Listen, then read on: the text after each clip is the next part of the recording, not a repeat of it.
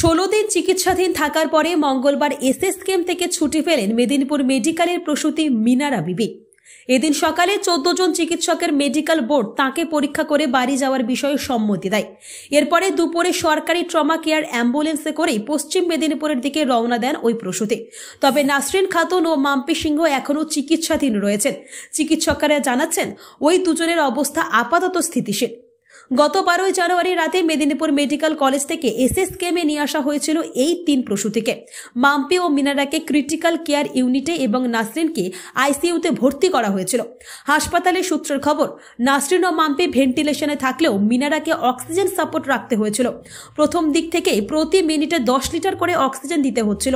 ধীরে ধীরে তার তাপমাত্রা কমানো হয়। দিন কয়েক আগে শারীরিক অবস্থার উন্নতি হওয়ায় মিনারাকে নেফ্রোলজি বিভাগের একটি বিশেষ ওয়ার্ডে স্থানান্তরিত করা হয়েছিল। তবে অল্প জ্বর আসায় এবং একা ওই ওয়ার্ডে থাকতে রাজি না হয় মিনারাকে ফের সিসিইউ এর একটি পর্যবেক্ষণ কক্ষে এনে রাখা হয়েছিল।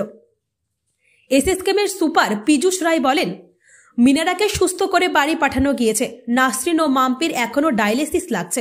জানা যাচ্ছে গত 20 জানুয়ারি মাম্পির ভেন্টিলেশন খুলে দেওয়া হয়েছে। সংক্রমণের মাত্রাও কমেছে। এদিন তার এন্ডোস্কোপি করা হয়েছে। অন্যদিকে নাসরিনকে পরীক্ষামূলকভাবে ভেন্টিলেশন থেকে বের করা হলেও পরবর্তী সময়ে আবারও তা দিতে হয়েছে।